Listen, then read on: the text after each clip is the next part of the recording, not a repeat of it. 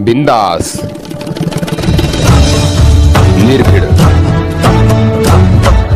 बिंदास बातम्यांचं निर्भीड व्यासपीठ. आणि आता अतिशय धक्कादायक बातमी आहे ती औरंगाबाद जिल्ह्यातील कापूस वाडगाव येथून बिबट्याच्या हल्ल्यामध्ये या ठिकाणी एक जण ठार झाल्याचं वृत्त आहे. वन विभागाच्या दुर्लक्षाने एकाचा नाहक बळी गेल्याचा संताप नागरिकांतून व्यक्त होत आहे. तालुक्यातील कापूस वाडगाव येथे गेल्या 15 दिवसापासून बिबट्याचा वावर होता.